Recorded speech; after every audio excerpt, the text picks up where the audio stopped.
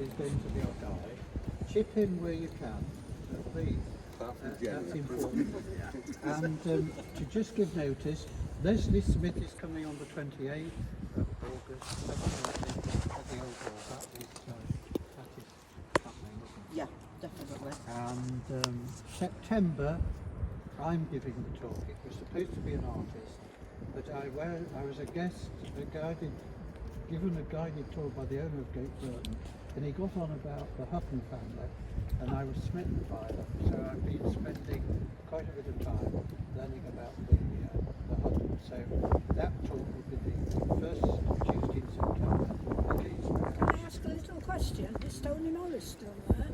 Yes, very much so. Yeah. He's lucky to be alive though. He was on a horse and he had a bit of Oh, an you see, they took over Patrick Willoughby's shop next to my antique shop down there. So I knew Tony very well. he's well now. Yeah. Right, Paul. Right, thank you. Right, I'm learning about Church Street. Right, this has been the hardest project I've ever done in 30 odd years. What a nightmare. There's hardly any information, hardly any pictures. I asked the council, thinking, oh, you've got a list of all your inhabitants, your traders, whatever. No, we don't keep records. Yeah, I think that was just to pass me by. They said, they're not ours now anyway, Church Street, it's ACES. So I went to ACES, they just immediately says, data protection, please don't contact us again, we're not allowed to tell you anything. So I double checked and they're still on the council's asset list, so purely a fob off, so no help from that. So I am on e-learning, so can we treat, I've got my cheat list and I'll explain why. So it's going to be more of a memory jog or reminiscence. Don't forget, because of my age, I don't know who before 1960. So anybody that's old enough to know, please chirp in and try and help me. Right, so we're going to do the even side to start with, because that's the most interesting side. And don't forget, from here up to just past the Friendship, it's all brand new, apart from the horse and jockey. None of that's original. And on the odd side, there's only one building that's original. Do you know which one that one is? No, it used to be the dry cleaners. I think it still is. Number 19. I'll point that out on the way. So, right, Church Street, obviously started right on this corner. It was called Great Church Lane because you had Little Church Lane just off Lord Street, which come round the block and onto it. Now, it was, Church Street is an awkward one. It was built as part of the medieval layout of a cross, right, Gainsborough, because Gainsborough wasn't very big at all. It was in design of a medieval cross. So you had Great Church Lane, you had Pottergate going up that way, which is Lord Street, you had Skipgate going down that way, Market Street, and you had the South Gate, which is where it's now. So don't forget, you didn't have a marketplace. All this, again, is new. And because we've done these, I just commented earlier, which is brilliant, because the original layout of the South Gate, them buildings there would have gone straight down here, because the Moot Hall wasn't built till 1750, and then they brought in a marketplace. And so the original marketplace was centred, or part of it, we had four. Right, part of it was centred around the church. Now, let me put it into perspective. Where the school is, parish school, from there was nothing all the way down to Cedar Cottage, which would be the Masonic Temple, or the one that's there now. It used to be a convent.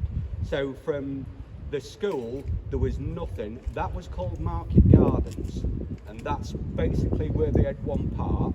Mart Yard was the other part, where you'd have all your copper, your silver, your refined stuff.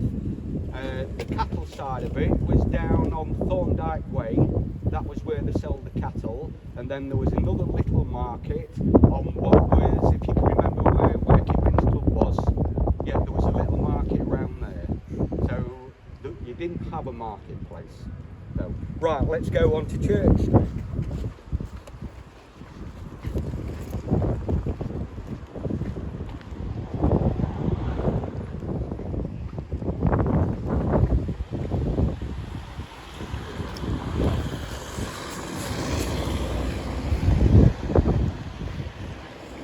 Just a quick one. In 1700, Gainsborough had about 2,000 people living in the town.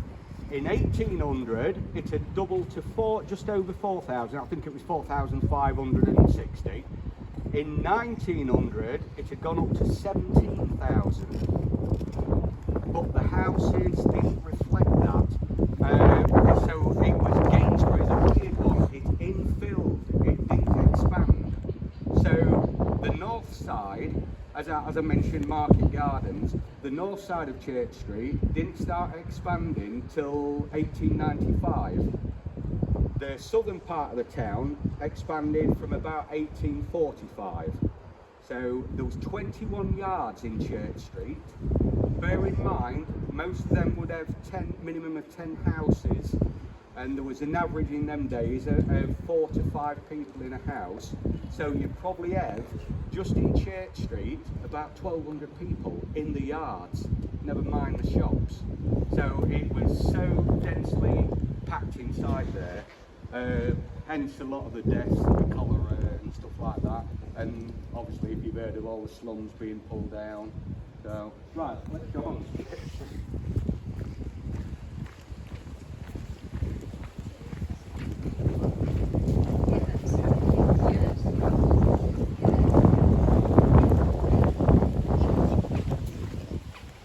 As I mentioned, I've been struggling finding research about it, but I have found 1,200 traders. So I'm not going to tell you every single one of these today, but I'll tell you ones that I think are important. So at the beginning of Church Street, you'll never have seen it, you had Barnes on the corner. Right, 1863, Mary Barnes bought a shop and called it Corner House. Now her husband, George Barnes, he was working for Barnes the jeweller. Pure coincidence it was the same name, but no relation whatsoever. Anyway, he left Barnes the jewellers and come into the Corner House and set up as Barnes the jewellers there. Now whereabouts was it? You see where that little silver upright post is? That's where the end of his shop was. So you can see how narrow it would have been. And it was called Bottleneck Corner. And again, I've mentioned how old it was. It was, well, you see the corner post, I think Paul mentioned that last time. That was there to protect the horse and carriage as it went round there. It was just wide enough to get one horse and carriage through. And also, you have to remember, once you're in Church Street, I'm talking ages ago, you couldn't get out of it. There wasn't Gladstone Street, there wasn't Roseway, there wasn't New Street. You couldn't get past, we'll say the parish school, that wasn't there then, because there was a little one-man bridge, Tinker's Bridge, where the main sewer was. So once you was in Church Street, you had to negotiate your horse and cart to turn round and come back out this way. Hence, that's why you got a few new streets added on. So, right. So, Barnes, the council wanted, I told you how wide it was, council wanted to demolish Barnes's shop. So they negotiated with him, and in 1906, they pulled his shop down. So he temporarily bought another one on Trinity Street, and then a few years later, when they built this part of the town hall, so they built a new town hall, then they built this one in 1908, he negotiated with them and went back onto the corner plot. So he basically went opposite to where he is. And obviously they've been there all this time until a couple of years ago, and they're now in there. I'll not go into the details of who owned it and all stuff like that. Right. They are, yeah. So number 2, Church Street, New Church Street. So I'll tell you old Church Street, and I'll tell you New Church Street. So obviously Barnes was old number 2. Number 2 Church Street is eye cut as you see it. Now, can anybody remember that opened in not Icon, but the first shop opened in 1964. Can anybody remember? No, that was next door. It was Hardy's music shop. Right, they started in 1958 on Spring Gardens, and then in 1964 Hardy's moved to there. It was mainly TV, telly, and slightly getting into records. So, but when they left there, they moved across the road. I think in 1968 they bought Sam Purcell's TV and radio shop, and then in 1974 they moved back across the road to one of my favourite shops, the Music Centre. And most people remember Sandra Hardy, nice lovely long hair and posh nails. So, right, so that was number 2. As I said, it was Hardy's. They was there till 1969, and then Green's opened a little shop. That was it, Toys. Toys. Toy washing machine. Yeah, well, she went on her own and opened a baby store in the marketplace. So, and they also had one at Market Street as well. So after Green's packed in 1976, it became a shop I used to use, Mr. Michael's. Anybody remember that? Clothes shop, yeah, obviously teenagers' clothes and young adults' clothes. And then, as somebody mentioned, famous Army Navy stores. They started at number 4 and then extended in 1980 into number 2. So they ended up with a double shop, and then they packed in 2002. So we're not going to details of the new ones here. All right, just to give you when they opened, Army Navy stores, the opening bargains of the day was. Very nice. So the opening bargains of the day, a working shirt was 5 shillings and 11 pence, which works out at 30 pence.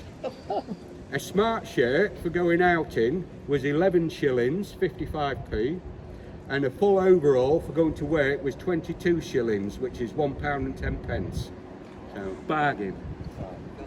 Where was Landers? That was somewhere. Landers, that was there where Travel is now. Yeah, that opened, I think that was about 1964. All this new build was built in 3 stages in different years, and even when there was built, there was occupied over different years of opening. Honestly, it's really, really weird and complicated how they are. Right, number 4, Old Church Street. Now, if you imagine Barnes here, right, the side of Barnes, number 4 was part of number 2's building, right? You see how they ignore that because that would have been just a blank wall. But you see how the door is there. Number 4 layout would have been mirrored that, exactly the same how that is. So this here would have been about the doorway to get into number 4. And all I've traced them down to is a bonnet maker and a linen draper. So, but they didn't last long. It was pulled down, obviously in the same building, when the council demolished Barnes. And then new number 4, which is Phone Guys. So, like I said, we mentioned, that was the original Army Navy stores until they extended into next door. Right. Number 4. Right, which is, sorry, that was number 2, 2A, sorry. Number 4, right, was, that opened in 1966. So the first one, which was Hardy's, opened in 64. So that was left vacant for 2 years. I bet nobody will remember who moved in there. It was Field's Fine Furniture. So they was in there for 2 years. Then it was Babyland, and then it was Harway's. Yeah. Right, they opened in 1966, and it was run by Ronald Fields and Doreen Rogers, if anybody can remember any of those. So they started in 1948, and they had 32 shops all over the different towns and that.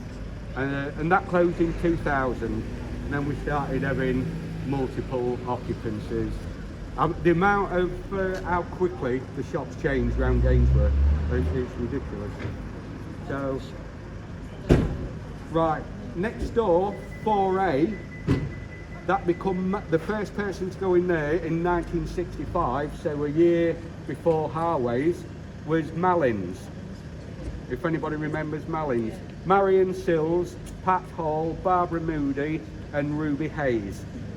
So, and Malins also had 14 other stores. So that closed in 1982, and I didn't realise, if you remember Singleton's, Singleton's opened in 1982, so they'd been here for 40 years. I didn't realise they was that old. Malins, fabric material. Yeah, you used to go in there, had a massive long counter and all the material, a bit like in B&M, at the back of B&M, all the material they'd sell.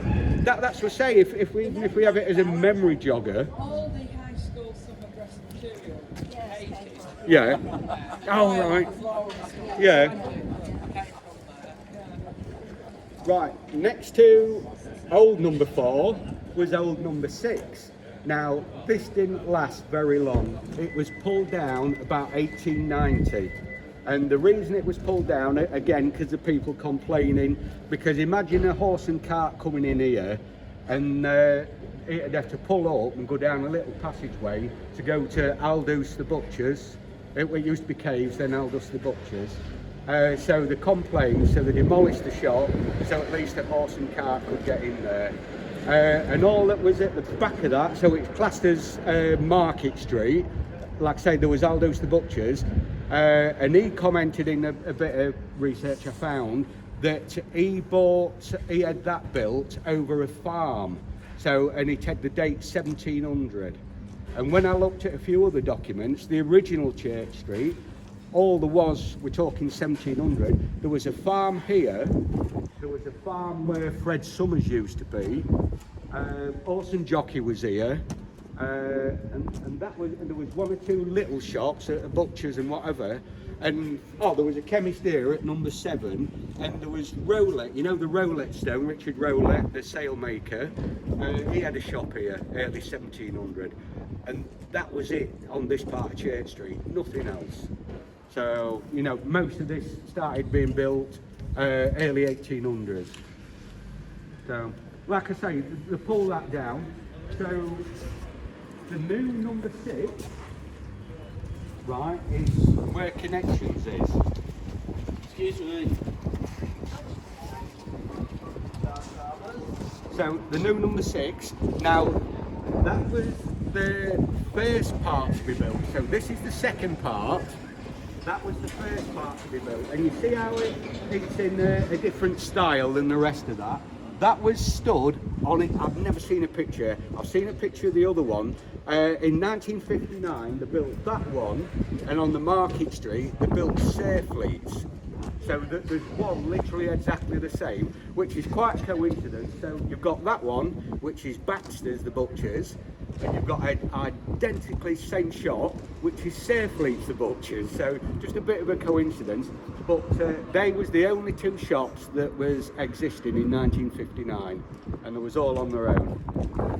So then obviously after he finished, in 1989, so he lasted quite a few years, it became Weigh and Save, and then Lincoln Careers Office, and then obviously Connections. Do you remember that? What, the careers office? Yes, that was upstairs, yeah. So that was number 6, and above it was the Careers Office, number 8 used to go up the steps. So, yeah, very good. Right, the original number 8, which would be round about here, this was a block of 4 buildings. Now, pretty certain these was the tallest buildings in Gainsborough. You know how Links IT is, or just like them new ones down there? Links IT is 3 stories high.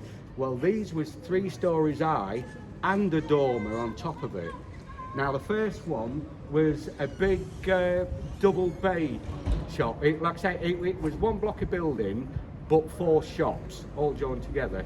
The first double one was a bloke called Marshall, and it brings out the dickheads, doesn't it, Gainsborough? So that was. Oh, sorry, I thought you were going to say something. That was. Oh, right. That was Marshall's. He was a fancy goods and a stationer. Now, I know he packed in 1911, and I think this gave Mr. Belton a bit of an insight, you know, because he was doing very well, to build Pen Corner. So when Barnes was pulled down, and Marshall's pen shop, we'll call it, had closed down, he built what was called Pen Corner in 1915. That was pulled down again in 1959, and if anybody remembers Pen Corner, weird little building. Used to do what? Used to go shopping in there for magazines. Oh yeah, fancy goods. He sold everything. Yeah. And I think because Alex Belton was in there as well, and then I think Alex Belton moved up above number 1 here. I can't remember. I know my grandpa Leaning did Sunday newspapers, and he used to deal a lot with it. Yeah. Very good. If you stop and it's £4. Is it a tour of Gainsborough? Yeah. I feel bad. Off you go. You go through one, so you go down that way, and then you go past the bridge and you go out. The high school, they don't reflect very well on that. No. Right, as I say, that was Pen Corner. So pulled down in 1959 as they were starting to redevelop that one. So, right, let's have a look. What else? Right, number 10, again, part of this big building. Now, this was known as Ralph's, the tailor. Gainsborough had loads of good butchers, loads of good tailors. Now, sadly, Mr. Ralph, he was round the corner the night time of April the 29th, 1942, and he got caught up in the bombing. Sadly, he was killed. His wife and daughter, also, they was in the shop. They got slightly damaged. They was in hospital for ages, but they survived. But Ralph's, he got killed, I'm afraid. And that, again, that was pulled down in 1957, number 10.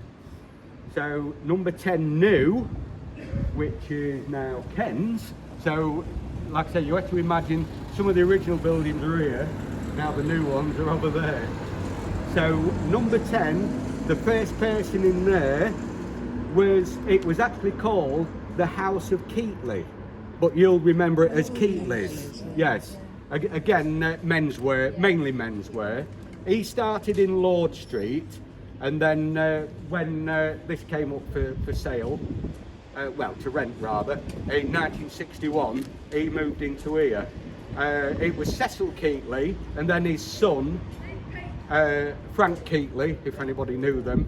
And then when they finished, Michael Scott and his wife Betty, they took over till 1981. So then, after Keatley's finished, can anybody remember who went in there? Yours sincerely, Gordon Mackenzie. Yeah, and then it was Thornton's Chocolates for a while. Yeah, then Pink Pampers, then another hairdresser's, and now it's Ken's. Right. Number 12, again, which was part of the old big buildings. There was one, I like some of the obscure names. There was the Lion Clothing Company. Never heard of them, never seen anything, but they was there in 1882. So, the Singer Sewing Machine Company was here, and then the most common one that people remember was Freeman's. Now, they did it actually because they was doing really well. Fantastic tailor he was. just mind, I think he's after his pizza. So, now Freeman's, he was that well known as a tailor, and most people, there were certain butchers that people use, like now, you stick to your favourite shops, don't you? Well, Freeman, you could send him a postcard in the morning asking for an appointment. He would reply at dinner time, get it back, and then you could send him one back by mid-afternoon saying, yes, I'm going to be here. And by the end of the day, he would have measured you up, and within 2 days, you'd have had a brand new suit, all made on the premises. I mean, we just lost all trade and everything like that. Ridiculous. Right, that ended up, they finished in 1934, and that ended up as the London Central Meat Company. Now, when they packed in 1942, due to the bombing, steady, due to the bombing, the last person that worked there would be the first person to set up Baxter's. I just can't remember his name offhand, but he set up Baxter's. So, number 12 New, which I've mentioned before, the music centres, that's where Hardy's went. That opened in 1961, and that started off as Norvik, the boot shop, if anybody remembers that. They was there 1961 to 1975, so they're within our lifetime, but it's remembering, if you didn't use it, I mean, there's a lot of the shops that I can't remember. I'd have gone in it, but I wouldn't, I just went in to buy a pie, and I didn't know it was called Elaine's Easy Eats. It was pie shop to me, so you forget half of these names.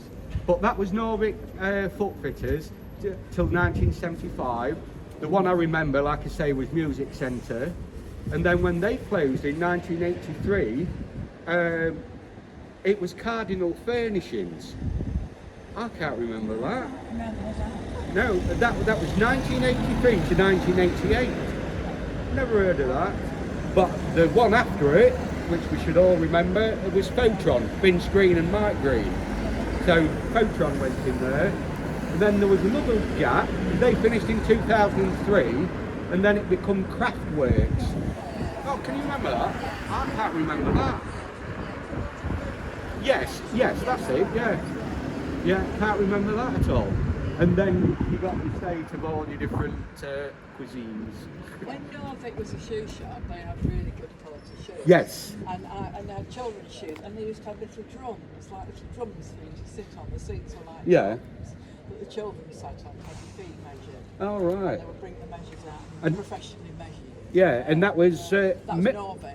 Yes, that was Miss Kay Neville and Miss Auckland. It was Miss Neville, Yeah.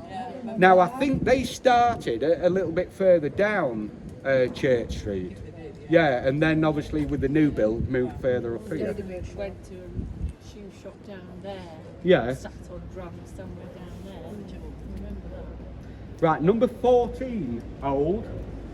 This would be the last of this 4 big block. I mean, really big places. And also, don't forget, being so big, I mean, I've only listed the main people. A lot of the upstairs was shared by different traders. I mean, that doesn't happen nowadays because the buildings was that big. They'd rent out rooms and everything like that. Now, the last person I want to tell you about, only because I found a little article that was reported in the newspaper. The last person in there was a lady called Jessie Binks. She was a hairdresser. Now, there was an article in the paper saying a focus on Jessie Binks, hairdresser. But does anybody know her real name isn't Jessie Binks? It's Trilby Markarian.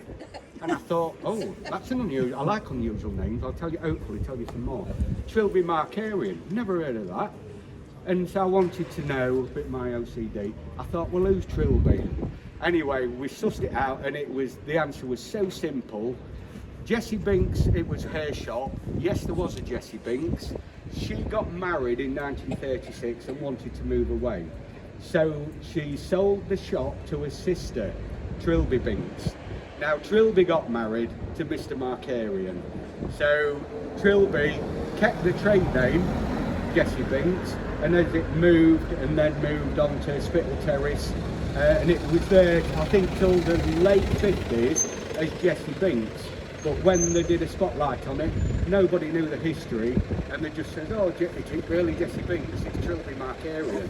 And it was just literally that simple. Whereabouts on Spittle Stairs? It becomes Sadler's, Oh yeah. if you know where I mean. Yeah, right. Let's have a look. Right, so that was 14 old. So 14 new, right, which is Cranbait. So we moved up a little bit again, whereas 14 old is here. So if you can remember who this was, or the most common one that people remember was Connell's, the florist. Yeah. Right, now I didn't know this. Connell's, they started the original business in 1876. I didn't know that. And they was originally in number 54 Church Street, then they moved to number 46 Church Street, then to number 40 Church Street, and then to number 14. And I had a word with Robert asking, again, like I say, when I was trying to find information, oh, when did you finish and all this, that and the other, and he couldn't remember. And he says, I don't even know who we sold it to. So, but as far as I know, they sold it to a lady that started the florist that's in Marshall's Yard. Yes, yeah. So Mrs. Connell is very glamorous. Joyce, she was. Well, I've seen her with her hair up and all nice dress. Wasn't she not mayoress or something? Wasn't she a councillor or something? Wouldn't surprise me. I can't remember. But, Yeah. But anyway, it was Robert and his mother Joy that mainly. Paul, are you Yeah. talking Kent at the moment? Sorry. Talking in Kent? No, Cranbait. Oh right, yeah, I see, yeah, sorry. Yeah. So, oh, yeah. Sorry. Yeah, Cranbait. That was Connell's. Right, yeah. So. And Mrs. Connell's sister is married to Mr. Purcell. Oh, I don't know. Yes, Yeah. yeah. He had the shop on. Yeah, number 5 and 7. Yeah, that was right. Right, so that lot from here to Cranbait, that was the first part to be built. Right, number 16, old 16, which would have been round about here. That was the Three Rabbits pub, round about 1800. And again, I think number 16 is where Miss Auckland and Miss Neville started originally. So, but that was the Three Rabbits pub. I'm not going through all the names of them. In 1845, it was renamed the Green Dragon pub. And then in 1882, it was renamed the Hope Inn pub. Now that stopped as a pub till 1912, and it became the Gainsborough Tobacco and Wine Company. And then, like I said, Auckland and Neville, they took it over in 1914 to 1940. Again, being a tall building, not as tall as these ones, this was only 2 stories. It had multiple occupancies. And again, some of these names, the one I like, it was a confectioner, so she had a little sweet shop, Selina Van Plu. So just some of these names, and very nice names. So the new number 16 is now a flat above number 10. So which is there. So that's the new number 16, where you know the numbers get muddled up an awful lot now. Right. So number 18, what do we think that would be originally? Another pub. So that was the Nag's Head pub, built in 1795. So now when it packed in being a pub, so no, I'm just letting these pass. This is a good town, by the way. I wouldn't say it's not that nice of a place. Tom, where are you going? I think I need. After it had been a pub, if anybody heard of Neve Taylor, if anybody's heard Neve Taylor, right, his father was a carting contractor for the Manchester Railway that was around Gainsborough. Now Neve Taylor bought the pub, sorry I tell a lie, before Neve Taylor it was Wheeldon's Furniture. The pub closed, Wheeldon's bought it, who was a very, very big fine furniture company. They altered the pub and put a big archway through it so they could carry all the furniture and everything up there. Is it anything to do with jewellery and No, I don't think no, I think it's totally different business. So then when Wheeldon's had finished, it become Neve Taylor's. Yes. So, and he also had the big shop round the corner. His little claim to fame was he supplied 7,000 chairs for the meeting when Joseph Chamberlain came to do his preach on tariff reform in Marshalls. So, and another one of his little ventures Neve tried was and I didn't know this, he bought the steam packet Celia. So we're talking late on, probably just after the war, and it failed. So believe it or not, he ended up selling it for 50 quid. So 'cause it was just a failed venture. He thought, you know, it probably would be successful nowadays, doing river trades and whatever, but no, it was a failed venture. So Was that the thing that ended up at the Pie White? not that I know of, no. And so after Neve had finished, he'd got no family, so I don't know who inherited anything, but it just closed down. And if you've heard of Scott Sandy Bazaar, yeah, they had loads down here, by the way. It ended up being Scott Sandy Bazaar, so they was there. Right, number 20, Old. Don't know an awful lot about this one. The last one that people might remember was Harry Strawson, the hairdressers. But I've got no information about them. Number 22, Old. Again, not a lot of information about that, apart from 1900, I think, all the way to 1962, till the third lot was demolished. It had been a butcher's all its life. The little cooked meat shop was there at one time. Amy Holmes, Sydney Holmes, if anybody remembers those, well, they was the last ones in there in 1962. But there's an awful lot of little shops. There's no pictures, there's not even an advert or no information whatsoever. It's just weird how some escape, but yet some everybody knows. Like McClintock's butchers. Everybody knew McClintock's. But believe it or not, we had 29 butchers in Gainsborough. So they must have all been racing to try and get trade off people. So the JBS Barbers, which is the one with the like wooden effect in the middle, that was the new one, and the first occupier in there was Stanley Hunt's, the jewellers. So if people remember that, and then they was there till 2000. It was vacant for quite a few years after that.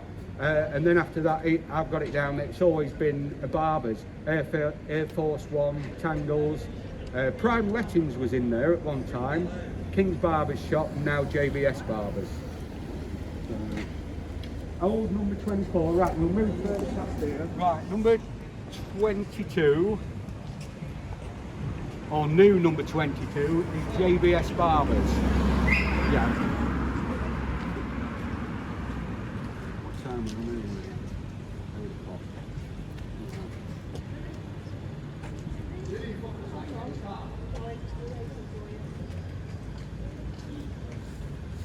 Right, now, old number 24, which I think Jenny remembers, would have been Lingard's, the bakery. So, they've been, Lingard's had owned the shop since 1912, all the way up to 1962. And William, again, nice name, William Reuben Wright Lingard was the last one to be born in the shop in 1911. But when they wanted to pull it down in 1962, they just demolished the shop. Number 24, again I like this guy. This was, when they pulled that down, Harry Rose, who was also a butcher, he was the first person into number 24. Then, sorry? Oh, did it? Yeah. Again, the very old family, the Rose family, nothing to do with William Rose. When Harry Rose had finished, it became Morris, Stephen Morris, and then Tony Arbors, you might remember the last butchers. Yeah. Right, number 26, which is the same Harry Rose, who I said had moved into the new 24, Now, he was a stickler because his family had owned that, again, since 1902. He was a stickler for not wanting to move out. They'd got all these pulled down, and there was Harry Rose saying, no, I'm not moving out. I mean, obviously they would have eventually got a compulsory purchase order and kicked him out. So he says, the only reason I'll move out quickly, because they've got all that built, and this was the last bit to be built, he says, if you give me £3,000 to buy a house at Lee, and also build me a new shop here. And the council give in. They gave him £3,000 to buy a house at Lee and put him in a brand new shop there. So And he had a daughter, Diane, who was a year younger than me, who went to the high school. yeah, oh right. Linda.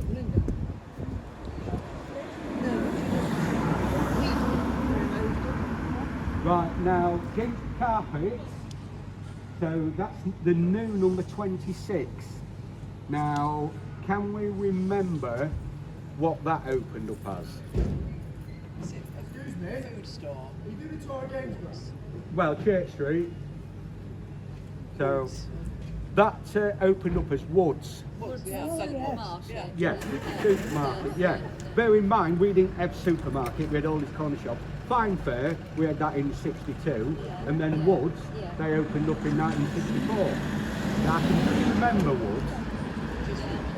Was the tall guy the manager? It was Mr. Robert Leagate, Yeah. that was the manager. Yeah.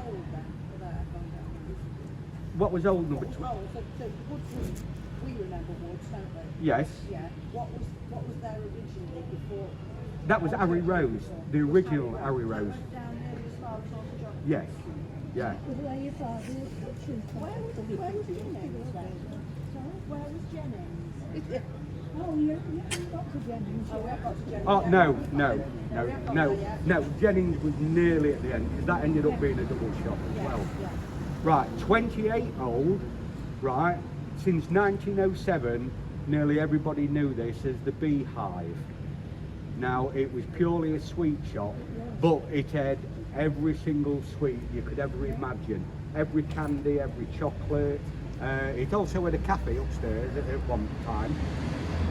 The last person to own it until 1961, like I say, bear in mind it was all pulled down in 62, was Mr. Frank Taylor. So a lot of people that I spoke to, oh yeah, Frank Taylor had that, but yeah, it'd been a sweet shop ever since 1907. So number 28 new, that was 28 old, 28 new, which is now, well, it would have been the market shop, Barnes, and I didn't know this until she said, oh, when we was decorating, we pulled all the wallpaper off, and there was posters up of all these prams and baby stuff and whatever, and it opened up as Pitchfork's baby wear, and it was run, I haven't checked, by Phyllis Wildboar. Now I think Phyllis I think Phyllis Wildboar is the one from down Bridge Street, Wildboars. I don't remember a shop there selling frames. Yes. Sure, we went there when we Yeah, were but- children. Yeah, but I don't know what the connection is of why Pitchforks. What the name connection is. I haven't found that out. So, right, number 30 old. This was taken over by Mr. Jennings, who was also at number 32. Now, this had been originally a butcher's, and then I've got it in 1905. Mr. Jennings, who was at 32, extended into number 30 as well. So we ended up as a big double fronted Yes, I shop. remember. So, Because my auntie married a Jennings. all right, So, of the same family. Now I just remember a Miss Jennings who lived on Morton Terrace, and she used to tell me a few things. She was a lovely lady. Have a yes, something I there. seem to remember her. Yeah. Yes, she was. Yeah. Right. Now 30 new, which would be the end one. Again, I didn't know this. In 1965, when that opened, it was Richardson, an interior designer. Oh, it was a lovely shop. Oh, can you remember it? Yes, we Oh, used to buy stuff from there when it was good. Yeah. And then it become Marsden and Talbot, which again was a big shoe shop. And that was 67 till 85. And then in 1985, who came there? Alice. Yes, Alice Glass and China Shop. And she stopped there till 2004. Then I think it was Karen Gray who worked with her. She took over it till 2008. Then it become one that I can't remember, New Rooms UK. And they was there for 5 years, furniture shop. Can't remember that. And then Cash Recycler, Second Hand But Love, One Stop Cake Shop, and obviously they've moved out now. And as I say, number 32, old, was the Jennings shop. They was there, that was started by Tom Jennings. He passed away in 1933 and it was carried on by his son, William Jennings. He was injured in the Battle of Somme and he always walked round with a limp. So. My uncle, married a Jennings. Yeah. Oh right, very good. Right, so you got Jennings, we're nearly at the end of that block. Then there was another shop, number 34 Old. Now that was taken over by Mr. Emmett, who used to work for Amcoats and Company round the corner. I know he closed in 1904, so he didn't last long. And then, he was also, one of his little claims was, it was an umbrella hospital. You could, if you had a poorly umbrella, he would mend it and maintain it for you. Then again, that went into multiple occupancies because it was a double shop. And then finally, Robert Connell moved in there in 1933. Again, demolished in 1962. There was a little yard at the side, Benson's Yard, which at one time was Connell's Yard. Then next to, Connell's was virtually the end shop, right? But down the side, at number 36, there was a pub called the Bull's Head Tavern. Now, it was quite a significant, I've got a picture of it, and you can just see like the side of it. So you went down a passage and into the entrance. Now, it was quite a big pub because the layout of the plan is the same, and when we say a big pub, it's got the same dimensions as Horse and Jockey. So it wasn't just a little room or anything like that. Which side? The side of Alice's. It would be the side of Alice's. Right. So, no, both at the same time. Yeah, I've got a picture of them both together. Yeah. So that was the Bull's Head Tavern. Then in 1851 it changed to the Harbour Arms, and you got the Harbour Arms Yard, which you might see quite big. 1894 it closed as a pub. Then I've got, there is a postcard, I think Jenny's had it at one time, of all these horses and carriages down Pettinger and Son. And that was down there, so there was a lot of stables. And it was quite a significant one because there was room for 30 horses for stabling. So it must have been quite a big pub. Bearing in mind you got in the entrance to the stables was in North Street. You wouldn't have got 30 horses down here. so the entrance was in North Street. And then the last reference I've got, I haven't got a year, apart from I know up to 1939 it was used by the St John's Ambulance. They had their headquarters there. So that's about the last I can tell you on that. Like I said, it would have been Bull's Head Yard, Harbour Arms Yard, and also at the bottom of that there was a private school, Thomas Spafford's private school. We had 37 private schools in Gainsborough before 1900.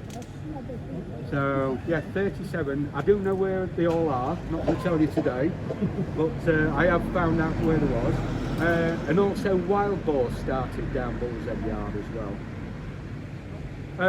38 Old is the original horse and jockey, first mentioned about 1748.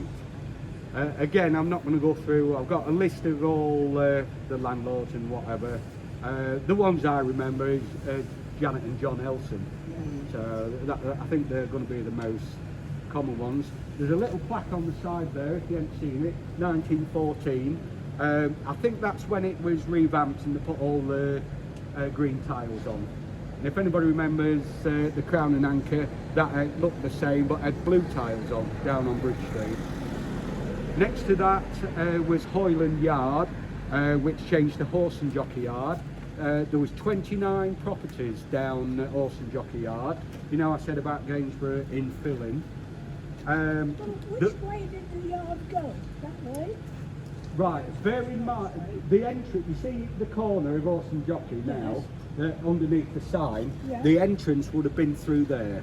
And then it branched out, so you'd have houses all the way that way up to North Street, houses all the way across North Street, and houses coming back. So I have got two fantastic pictures of all those. Yes. I mean, we call them houses. There was dwellings. Now, and next to that, I'll preempt this bit, was Anderson's Yard. Now that had some of the smallest yards, smallest dwellings you could ever imagine. There was 8 foot wide by 12 foot deep by 12 foot high. There was an upstairs that you got into it with a ladder. It had a stove and a door and a window. And bear in mind, there was probably about 15 windows, and there'd be probably 5 people living in each of those. Now, yeah, I mean, not that big. And again, I think there was 34 died down there through cholera in 1838 and then 1842. We had 2 bouts of cholera. And even on one of the health reports, they wouldn't go in some of the houses. You could go in the house, and it was literally like flagstones. They'd have rugs, if you want to call them that, probably 80 sacks or something like that. And you could just get the flagstone, lift it up, and they said, there's the sewer. And everything was literally only like 3 inches away from you. The smell, it was horrible. You knew when anybody had had a curry. So, right, we'll move on.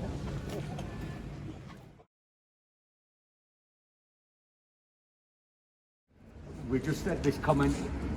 No, they own it. But what you said earlier Yeah, on, they're on their asset list. Gotcha. But ACES are the landlord. Now, tax free, I don't really know. Yeah. Yes. Yeah, you don't want to bust the pick you all up, do you? So. Right, as again, I mentioned all these yards. Now, it was 1904 that the council had been wanting to scrap a lot of these slums. And yeah, we've got to be honest, there was slums. Like on Bridge Street, a lot of them was really poor condition.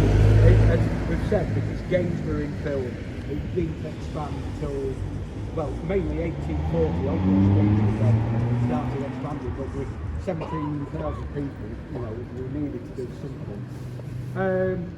So they started being pulled down, all these slums, officially about 1930ish.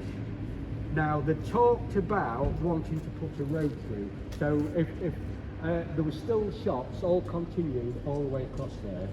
I call it Roseway, but the council had wanted to put a road through. They didn't know what they was going to call it. They would call it Office Way or something like that, due to the post office, and they said no, that doesn't ring right or whatever. So in the end they called it Roseway after building roads. So they bought number 40 to 44, and also when I think it was number 44, when he'd gone bankrupt, in 1932, they snatched his property up and bought that as well. And it became Roseway, and that was opened in February 1933, so quite a while ago. Then another little bit that I have a niggle about, on the right hand side of Roseway, we had Whitten's Garden. Sorry, no we didn't. We had,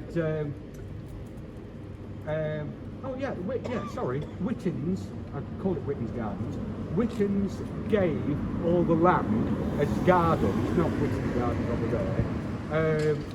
In October 1977, they gave them to Gainsborough to build all these gardens. They weren't called Whitman's Gardens, and if you remember, there was a big chess set. Yeah, you remember a chess set. So all my little money, I haven't gone into the details of it because I know you'll get pegged off. If they gave that to us, how come it's how come it's not a car park? They come over that. And it was like Whitman's Gardens, the other one, when they was going to build, all this, that, and but how come, that's disappeared. Well, it's like, I'm not moaning at the swimming baths, but the swimming baths, so we're going off now, but the swimming baths up the hills, that was given by Hickman Bacon to build houses for the poor. Yeah, and like Richmond Park, again, we're not going into details, that was given by Charles Frank Richmond for the people of Gainsborough for exhibitions, for museums, and things like that. I know. Yes, but they don't now. So how come when we was after a museum and whatever, this is reserved for a museum. Why don't you want to use that? It's just little niggles, but there'll be something in with it. No. Anyway, like I say, the garden, the old Roseway Gardens, we'll call them, opened in '77. Now, on the old bit, and there's one bit I remember, and it moved. Can anybody remember this big illuminated sign with all little buttons on? Oh, yes. Yeah, and it's "You Are Here." And I can remember this as a kid. Exactly, I was living there a couple of weeks ago, and I was there with all fingers on, trying to see how many lights I could light up at once, and then asking, everybody else, see how many you can get. There was, because I can remember that there. I can remember it at the Guildhall and also outside Parish Church. But yeah, that was there. That was there, and then they moved it to outside Horse and Jockey because of what we were doing. I'll tell you in a minute. So that side, when they pulled all these buildings down, that land from like 1930 onwards, when they started pulling it down, had been in the newspapers, if you check it, for like every 10 years it was rear its head, what are they doing with this ugly piece of land? Oh yeah, it's going to get this done, get that done. It got nothing done. Nothing until the late 70s. And then it became the court building, the Magistrates Court, and again that opened in 1977. So, and again, you wouldn't think within our lifetime that'd be pulled down and you have a nice KFC now, but at least you get a bargain bucket. So. Right, number 40 Old, that had been a gentleman called Bowen, and he was a shoemaker. The earliest reference I've got is 1822, so that would have been literally next to Horse and Jockey. And again, I mentioned when he left, Robert Connell moved into his shop, so a little move about again. Next to that, next to Bowen, was another yard. That was Pinder's yard, then it became Lyndon Square, then Connell's yard, and then Wakefield Place. My mother was born in number 10 Wakefield Place in 1927. And in Wakefield Place there was, again I mentioned his yard, there was 20 dwellings, we'll call them. So a lot of these yards full, you can't imagine it, 1,000 odd people just in these yards. So, right, next to that, number 42, Old, was, I'll tell you the one we will have heard of, John Boosh Pattison. He was a pawnbroker. There's quite a few nice pictures. The pawnbroking, yeah. So yeah, he was there, and again demolished in 1932 to build Roseway. So new number 42 is now the Horse and Jockey, who was old number 36. Then next to that was Anderson's yard, then it became Dickinson's yard, then Everett's yard, and then Ashford's yard. And again, I've mentioned these, the size of the houses. One character that used to live down there that you might have heard of was Billy Gott. Yeah, Billy Gott. He lived in one of them. No, that was Billy Wright. Yeah. No, Billy Gott. He moved out there. Then he moved into Willow Villa, which was down Carr Lane, and he lived in this old wagon. And Margaret Arben, if anybody knew Margaret Arben, she used to take him some biscuits and stuff like that. And he was there for, I think, just over 11 years. And again, don't quote me on the ruling. I think after 12 years, you can claim the land. And then Icky kicked him off the land. And the last I knew, he was living in a car on Lee Green. And I wondered what happened to him, and I tried for ages to find him. And he got put in the asylum at Lincoln. And I thought he might have been buried in the grounds, and he wasn't. He actually got a proper burial at the cemetery down where the crematorium is. So, yeah, so he did have a proper burial. He didn't get chucked in a lunatic's grave. So. But a lot of, well, we're not going to Billy Gott, but yeah, some of the tales that I know about Billy Gott, how he got his, you know, it was Billy Gott because he didn't have any money, it was Billy Got No Money. And that's where the thing, he got his name from. Right, number 42 we said was the new awesome jockey. Hey mate! What?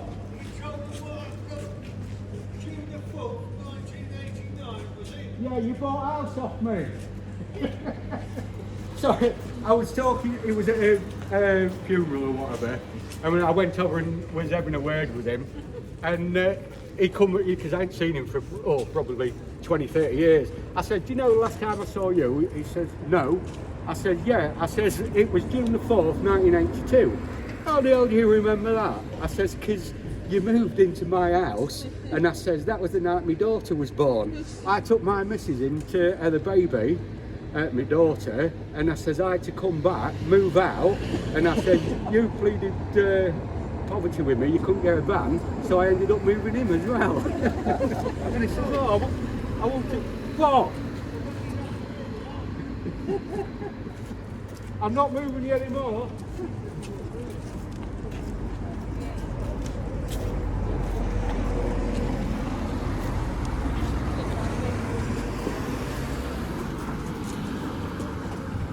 Right, we mentioned these yards. I mentioned Dickinson's yard, which was Markin's buildings led onto that. Now at the bottom of Dickinson's yard was an old Egyptian theatre built in 1772. Quite a massive building it was. I know when it closed down they moved the theatre to the Old Hall, as far as I believe. I say massive, it would only seat up to 300 people, so it was significant enough. When that, it was last sold in 1900 and demolished in 1937. The last person to buy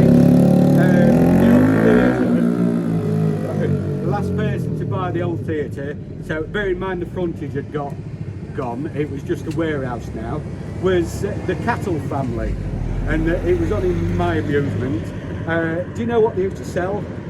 Cattle food. And they just thought cattle selling cattle food. So, right, next to that, basically where that corner or where the sign is, that was Harry O'Wright. Now again, unusual name, Harry O'Wright. It only said Harry O'Wright. His middle name was Otterburn. Don't know where that come from. Again, unless it was maiden name, mother's name, granddad's name, whatever. You know, you inherit names, don't you? Not that you want half of them, but again, pulled down 1932 for Roseway. Now number 46. We'll call that new, because anything after that now will not say new because they're still the same buildings. The one you might remember last might have been Ernest Edwards. The last person was, and I've never heard of it or heard of it, was Hilda's, Sheila Hilda's. It was a wedding dress shop, and that was there in 1965. Then, for some strange reason, the council bought that and demolished that, obviously because the county court building came there in 77. So they still, even though they bought all those, they still purchased one or two more. So, If I'd known there was a wedding dress shop there, I needn't have gone to Sheffield to buy mine. all right. Right, we'll cross the road, get over to that side.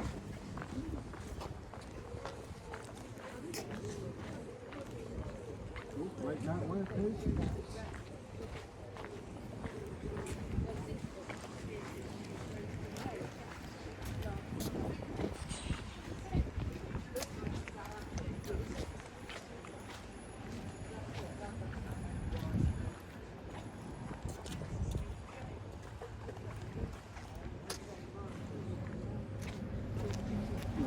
Wait for everybody to come here.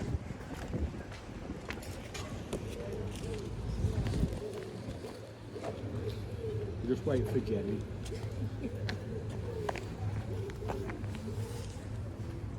Right, I'm going to tell you about it while we're here, because the pictures I've got of these shops that was here is taken here, and you can still see the pillar on them.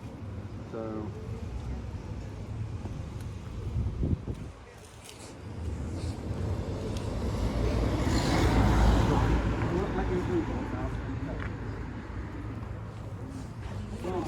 Now, number 48 would be the shop that you will have heard of, or most people will remember, as McClintock's.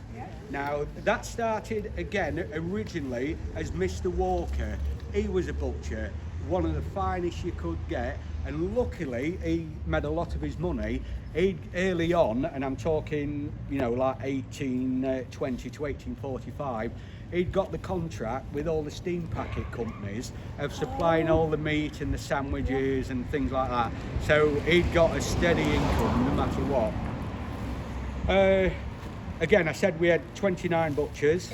McClintock's, they came there in 1927, Leslie McClintock's. Now, there's one or two little stories. One, again, my amusement. If in I think it was 1929, if anybody's ever seen the On the Buses film, you know, George and Olive, I think it was called, when they was in a sidecar going along and then the sidecar parted. Well, Mr. McClintock and his wife was going down Ramper Road, and that actually happened. The sidecar came away. She ended up down in the ditch of Ramper Road, and Mr. McClintock carried on. So, and the other little tale that I've been told, you can't clarify it, is that I think it was about 1933, because everybody knew him for his sausages, and I think a lot of people said he imported a lot. I don't know where the German connection comes in, but he imported a lot of German meats and German foods. Now, I was told he sold his recipe to Walls, and obviously Walls sausage, that's how they make their claim to fame. Again, trying to prove it, you've got the same scenario of Roses trying to prove the sweet wrapping machine made the Roses chocolates. You know, you're never going to be able to prove stuff like that. We had Gamble's Yard and Cattle's Yard, obviously, as I mentioned, because cattle had the food there. Number 50, which would have been about here, right, this was a chemist. Early on it was Fancy Goods, but again, names, outside the chemist it says WHFL Bunster. Right, does anybody know what WHFL is? Well, his name was Fred. You're nearly right. Right, that was his Well, he name. was known as Fred. Yeah, a lot of people. He used to be in the Dramatic Society. Yeah. with my father. My Uncle Bill, he was Wally, and my wife's mother, we called her Kath, but her name's Marina. Right, WHFL was William Henry Frederick Llewellyn Bunster. So, and he just had the initials and that outside. So, one of the early ones, Mr. Cooper, again this amused me, William Cooper, in the 1920s, he was also a chemist for the farmer. And he used to sell sheep salve, which was a mixture of tar and fat. So, horse balls, purely for medicine. So, cleansing drinks, drying drinks, and embrycation. So, all for the farmers. Number 52. Now, this one amused me. So, again, number 52, another little, only really little shop. This, as far as I know, started off as Tom Lowcock. He was a baker. Now, one of the most amusing, and you can only imagine, you've got to imagine that, one of his ovens broke, so he wanted some stones to repair it. So what did he do? He renewed all of them with a job lot of gravestones. Oh my God. So when your bread loaf come out, what was on it? R.I.P. in loving memory of. You can only just imagine that, can't you? Can I have the R, please, on a sandwich? So I just thought that was amusing. Sacred to the memory of, age 56. So quite amusing. And it kept through being a butcher's and ended up as a butcher's as Otters. Sam Johnson. People remember Sam with his bowler hat on outside, and I think, was he the one that had the big horns, a cow's head or something in the shop? That was Rose's. It was Harry Rose, wasn't it? Yes, it was. So I know. It's difficult. Yeah, but somebody mentioned about otter head something. Unless he was just sawdust like Dewhurst. He had sawdust all over the floor, didn't he? One that you might remember. Well, no, you probably won't remember. You're not old enough. Was Palmer's, had the shoe shop here, and then they extended, so it was a double building. Now I know Ron Payne, people might remember Ron Payne. Ron Payne, I didn't know this till I was speaking to his son the other week. Sorry, his grandson. He was along here somewhere, wasn't he? Yeah, he started here. He took over after Palmer's, and it was called Payne's. Yeah. And then when they pulled these down to build the court, he moved up further up to number 64, I think, and it was Payne's, Ron Payne. Then his son joined in, and it became Payne's and Son. And then he sold out to sorry? Yeah, Alex Rennie. Sorry, yeah, he sold out to Alex Rennie. Yes. And that would be at this, we'll come on to Smart Ways. Yeah. That's an unusual one. So, right, let's have a look, what else we got? Oh, number 54, again, at one time was Connell's shop in 1904. Originally, it was John Saunders. He was a rag and bone merchant, and he just had a little sign outside saying, striving to live. And that was all his advertisement was. So, and again, like I said, Payne's extended into there, and then Frank Payne took over, and then Ron Payne. So, right, we'll move a little bit further up.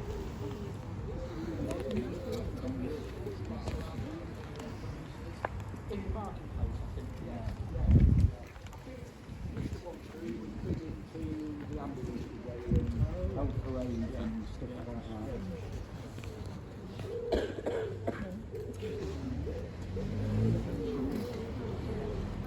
Right, number 56, which would have been here, exactly where this passage is.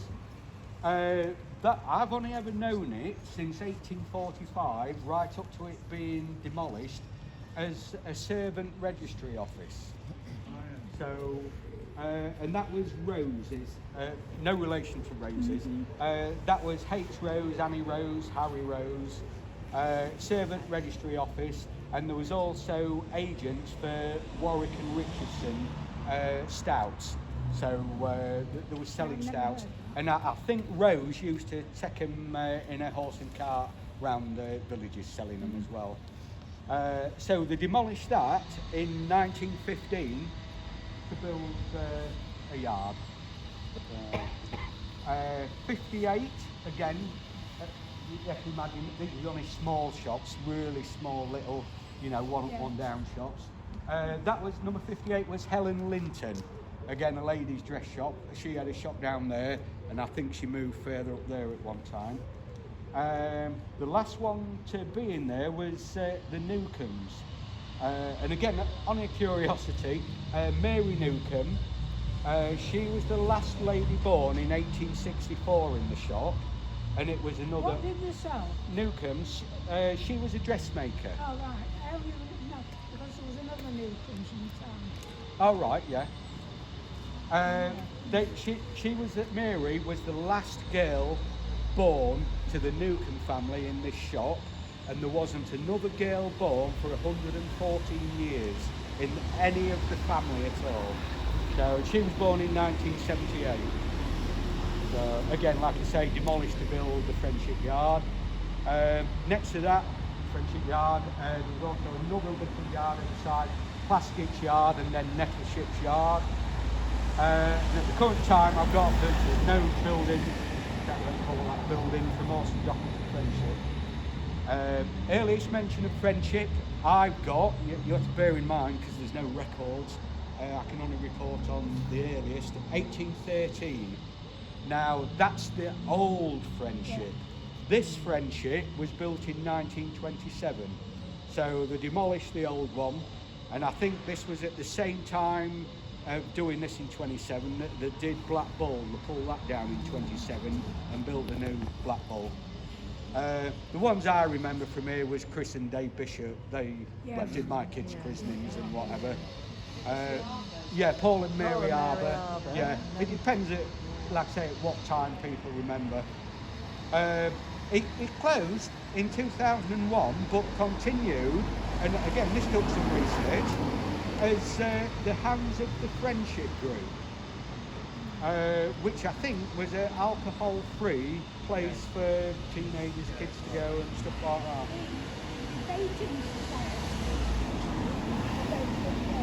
All right, come across that. Yeah.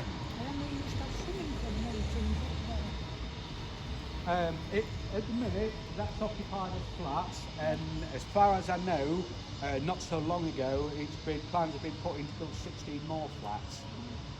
I know some was put in a while ago, but died a death, run out of money. Yeah, there's supposedly 16 more flats. They're like sheltered flats. Yes, Like yeah, right. yes, yeah. Right, now we'll go on to number 62, the Tattoo Studio. I'll tell you while we're here. Again, I mentioned Selina Vamplew earlier on. She then moved up here to become Vamplew and Belcher. Again, yeah, Fancy Draper she was called. I want to know, when you keep going on about how long do you have to be before you mentioned? Because coming down here and you're saying, Oh, yes. so and so and so. Oh, and so, yes. and that. Yeah, I think. About 4 to go. Yeah, yeah. Hang on. Oh, it'll be 9:05 when you don't get a mention, I'm afraid. So, right. Number 62, one of the earliest, and I've only come across a picture of this not so long ago, Norton's Ice Creams. If anybody remembers Norton Ice Cream, they was mainly on Central Station and going around the town with horse and cart, selling... They have a little shop on Central Station. Yes. Yes, I remember. Yes. It. Yeah, well, they also had a shop at number 62. So I didn't know that. And I'd love to know the connection. I got a sneaky feeling there is a connection because we'll not be mentioning it today, but the ice cream manufacturer up there, he married a Norton. Now, Rockhall's Ice Creams. Yeah. Now, Alf married a Norton. Now, I don't know, I'm wondering if there's a connection between, it just seems strange, Norton's Ice Creams and that, so I need to try and... When I was at Parish School, on my way home, we used to go past Rocco's Ice Cream and we'd pick penny corners. Yeah, a fascinating story that. I'll just mention a little bit because we're not going to get onto that. Alf Rockhall's, they was at number 57 next to Platt and Lobley's. Yeah. They moved in there in 1933, and it was at Alfred Rock Hall. He'd been married twice and different kids, we're not going to that. He had Fred and Alf, we'll call him, the kids. Now, Fred and Susie, they started the sweet shop, and Alf and Joan, I'm wanting to say, Joan Norton, they started the ice cream vans, and it was always his wife that go around town selling the ice cream in the marketplace, competing with sergeants, but they was a little bit later. And I know Alf had a stall on the market as well. And old Alf used to go around in this contraption. I've got a picture of it. Want a motorbike, and it want a car. You need to see the picture to try and figure out what it was. But he did have a motorbike at one time. Then there was, and again, they used to make all the ice cream at the back of the shop, and Alf's kids, Jeff, Dave, and can't remember who else ever. Sheila was, wasn't she? Sheila was a big Salvationist. They used to make all the lollies in the back of the shop and obviously sell them in the front. Now, Alf, like I say, he was part of the ice cream. Now, again, there was 3 other people that worked at Rose's in the sweet wrapping machine. Now, they, at the time, they was interested in a bit of moonlighting, doing their own machines and stuff like that. And wrapping, there was at a sweet manufacturing fair, and they heard this bloke say, God, if anybody could wrap ice cream, it'd be worth millions. And they thought, well, we know about sweet wrapping, let's find out about wrapping choc ices, and lollies and stuff like that. So they had a word with Alf Rockhall, and he decided to leave the family business and went in with them and set up Gainsborough Craftsmen.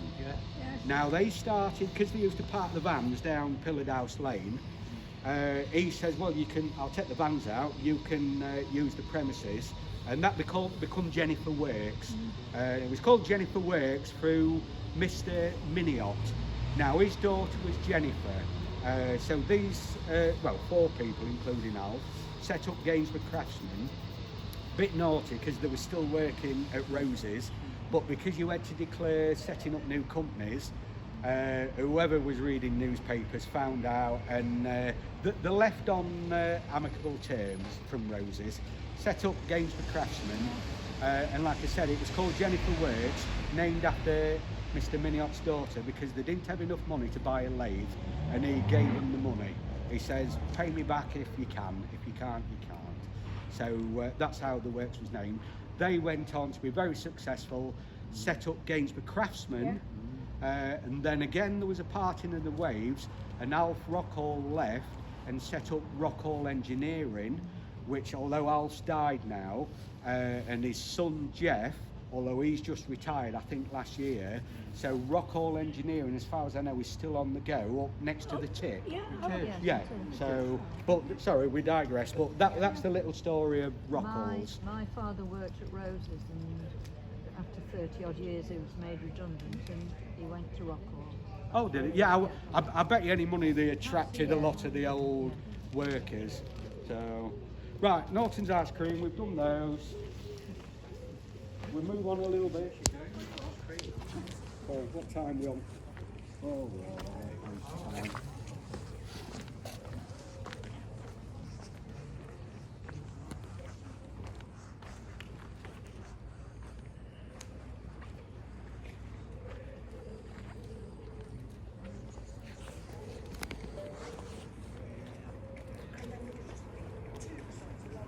Right, let me stand here.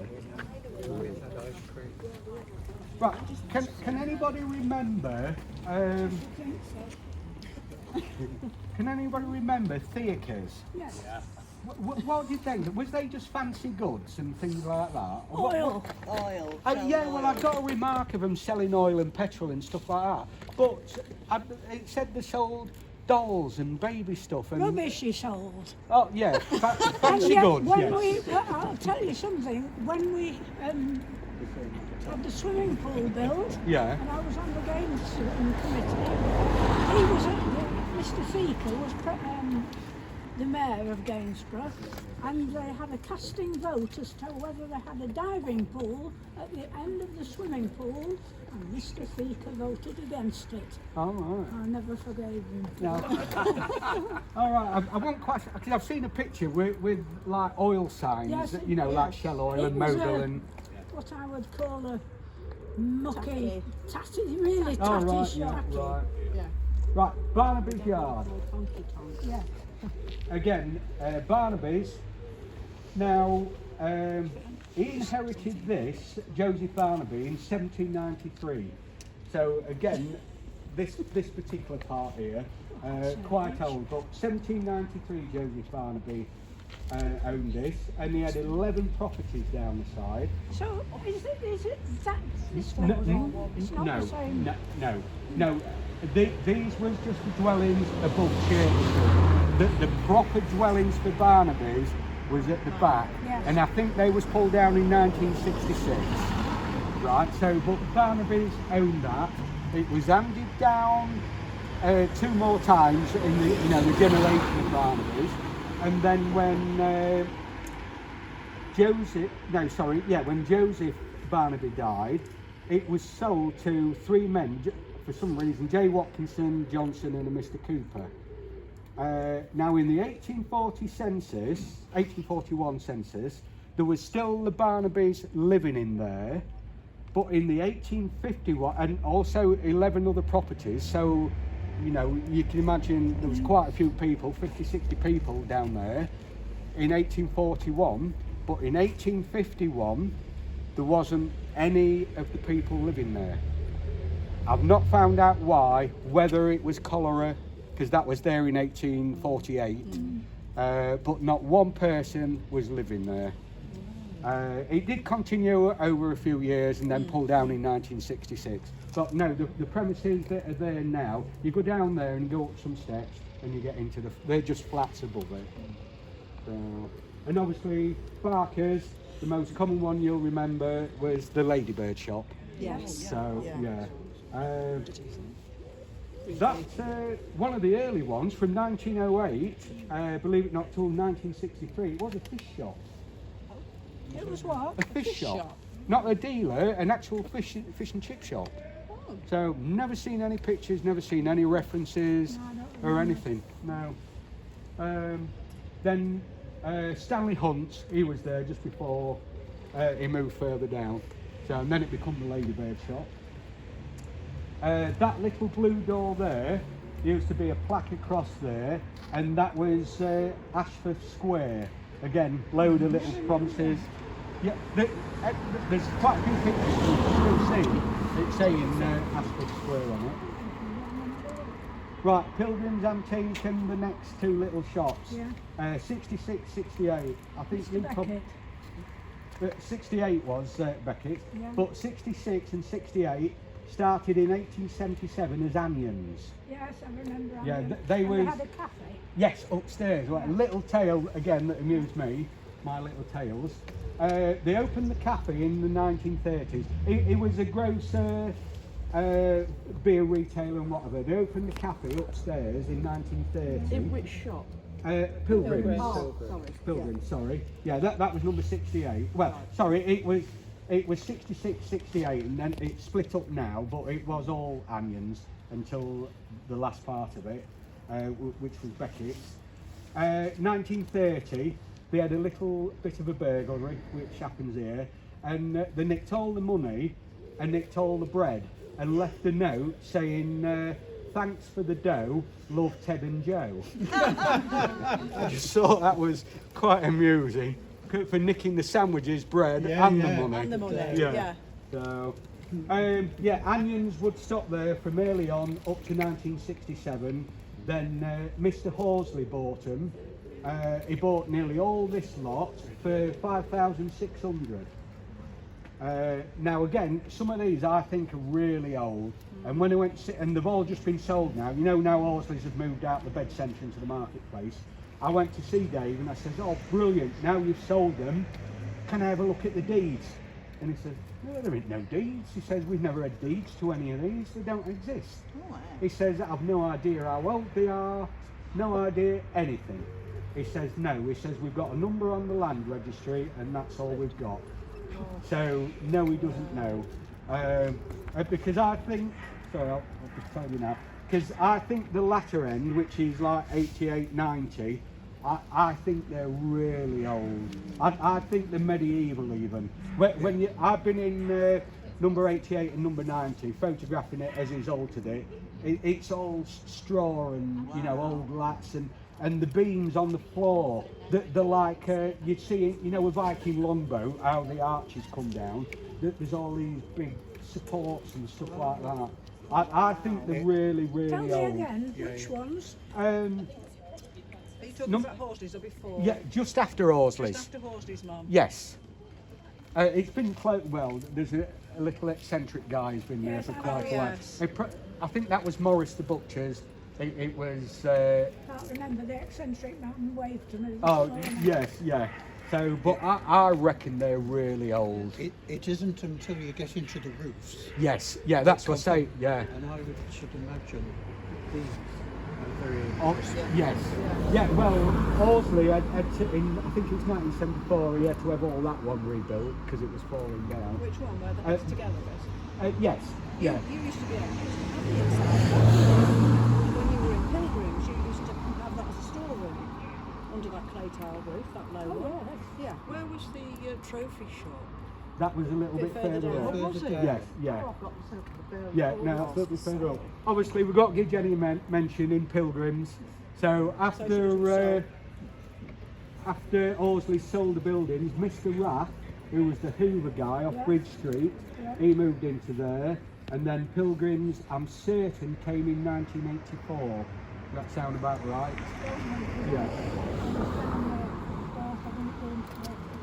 Right, yeah. Well, oh yeah, because you was on Casket Street as well, wasn't you? Yeah, so Jenny had a place up there. And I don't think she knows, but they're going to go in the slideshow. I took loads of pictures when you was up there of all how fantastic how all your books was and how everything was. Yeah. There was treasures to be found, if you could find them. Yes, if she could find it. She knew where there was. Sometimes. Yes, I know. So yeah, with Mr. Raff's number 68, which is Heads Together now. Sue started a little bit further up at number 82 and then moved down here. That'd been at hairdressers for quite a while. Olive Kelsey, then Brenda's. Then at one time it was DN21 in 1996 to 2002. And I couldn't find anybody who knew what DN20 was. Because when Sue took over, she says, oh yeah, it's still got the DN21. It was a tattooist. I said, it wasn't. It wasn't. It was a nightclub. No, that was down here. That was on Bridge Street. Yeah. No, DN20. And then I managed to find a picture that I took in 1998. It was a fashion accessory shop. And I can't remember DN21. Then it became a tattoo shop. Because when Sue got it, she said every wall in the shop was painted black. And they had to clean. Well, you can still see the black out on there, can't you? All Sue's done is bring the sign off number 82. Right, let's move a little bit further down. Just go back, the blue door. No, that's not exactly. Yeah, oh yeah. Sorry, that's report to pre-warning. So we're taking longer than I wanted to do, but it gives you an insight of all what the shops are.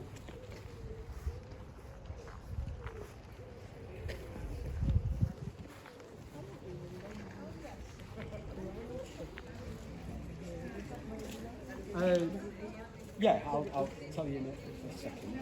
Right. Right, I just want to tell you. Right, just come up to here because a little bit further down.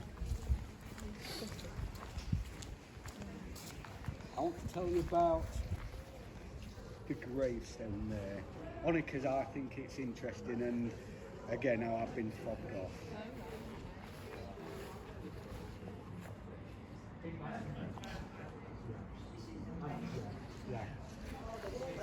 Yeah.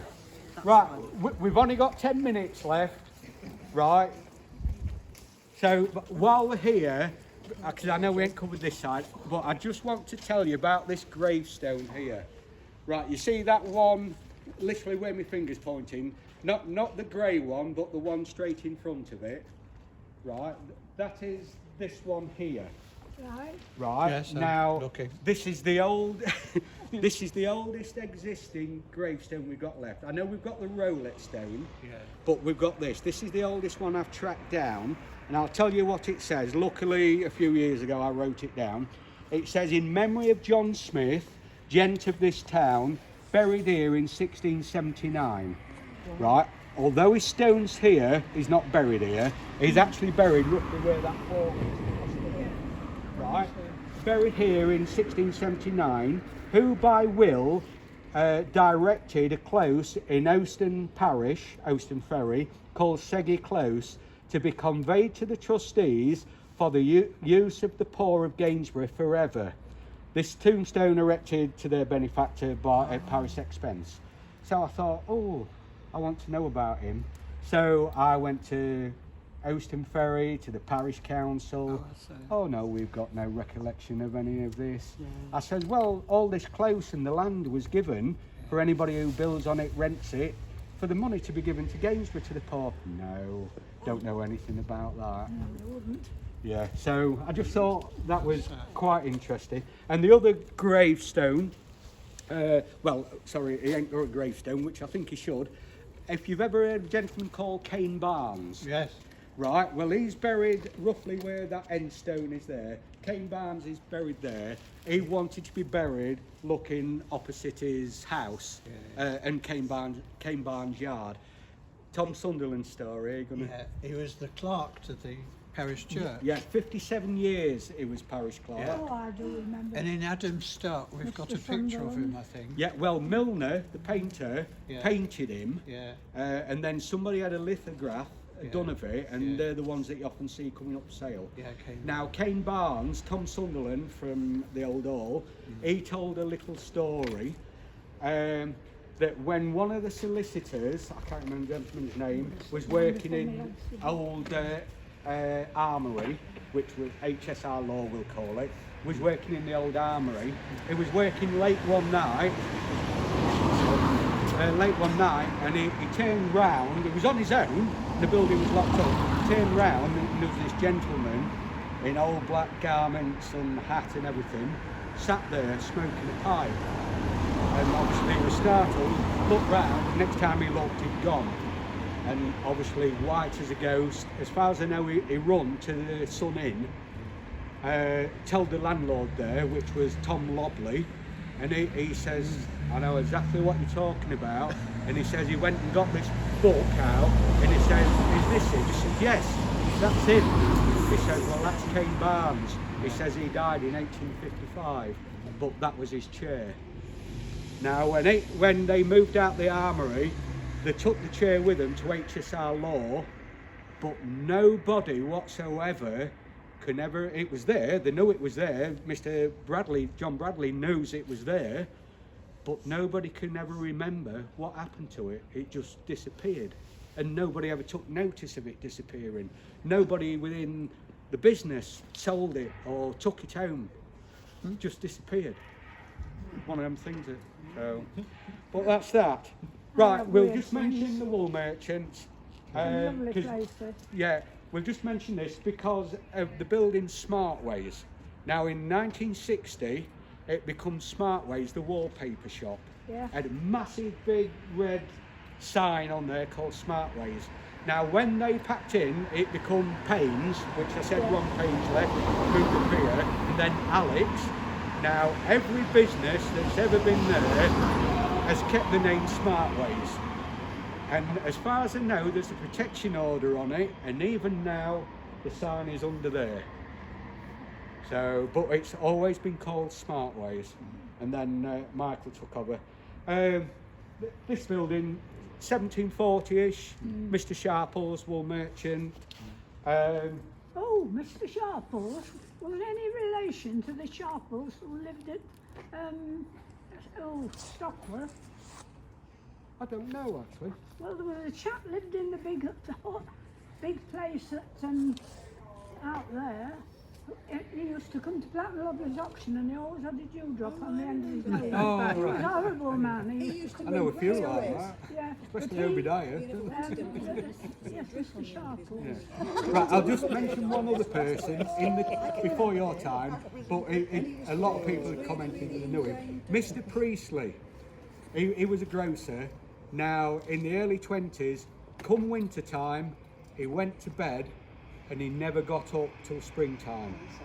And anything he ever wanted, he just banged on the ceiling, and he just didn't get out of bed from winter to springtime. So, I know a few kids like that nowadays. So, What was it for? Can I? yeah, I'll let Paul. Can I mention this building? Because it's very important. I'm one of the trustees of the freehold of this. For the what, sorry, Paul? And The freehold. All right. of the freehold, and the Civic Society inherited it. That's how I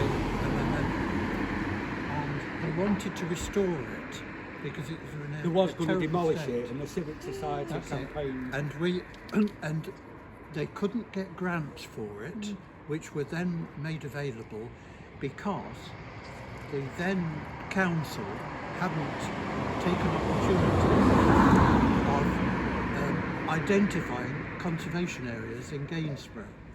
So once the council had identified conservation areas, then the grants could then restore the building, and they're let off as flats.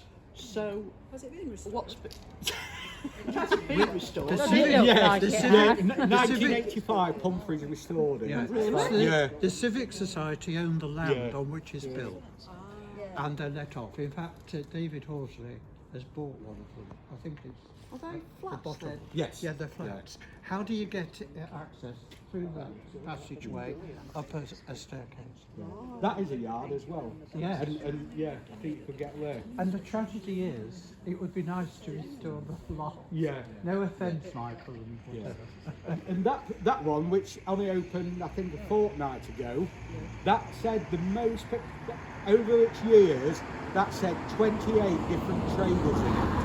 You know, I said about people shopping and changing traders. I'll just mention the end building, then we'll call it a day. In 1944, it was a Jordan family, surname Jordan. They were sat down in the back having dinner. Then all of a sudden, all the building came down on top of them. All the bedroom, the attic, the bedroom, everything all came down. They were sat in the kitchen, and what it was, because it had been, that's how it was. Somebody had extended the building like 1900, and they hadn't tied it in or anything like that. So it had just parted ways, and all fell on the entire family. Is that the beige building? No, sorry, no, that one there. The end flat. Oh, And if you actually go through there and look, I think part of the wall, the existing bit that fell down, Did they survive? the wall. Yes, they did. They was in hospital, but nobody was killed. Oh. So, but yeah, part of the wall that you could see that will have fallen down. But going back to this building, it just shows you the wealth that was in Gainsborough. That would have cost an arm and a leg, and you can tell it's 18th century, can't you? With Beautiful, that window. Oh, I it's- never yeah. noticed it And before. you know that one there, which is now Thornton Mews, because that was roughly like that, wasn't it? Yes. But I've never found out what it was originally. I know it had been let off as shop because people remember halls. I think you mentioned the cake shop. Oh yes, Hall. But there was a school in there as well. Oh. So I know Thornton Oh, this Square. one, yes. Yeah. Because when I was teaching at parish school, I used to come out every day to look at the Christmas cakes in the Cakes, yeah. window. Now, I know Thornton Square was the little ones at the back. I know that was built in 1866, but I don't know the date. I think that's early on. Yeah. And when you look at all the old maps, and I'm talking like early 1700 maps, you can just work out that these along here, them two white ones there, with the dormer windows, they're the ones I'm talking about. I think they're medieval. Yes. And some of them had doorways going out. Also, just quickly, that was also the White Bear pub as well. So, Down there where Guy Wolf had his entry. Remember that? oh, further down, yeah, quite a bit further down. One of those. Wasn't there a religious group in the... Yeah, yes, with the back- yeah, at the end, yeah, Threadgill, yes. Can I just say, Thornton Square that used to be there, I think our planning department were terrible to allow what they've done. Oh, with that. oh, to that, yeah. They've ruined it for one thing, and Yes. it's it's just terrible. Absolutely terrible. Look at KFC. Well, you know what my mother said? It didn't take long to build, it will not take long to come down. Right, well, I'm afraid I know we ain't got all Can Church we Street thank done, you? but we're going to call that a night. Can we thank So- you? Yeah.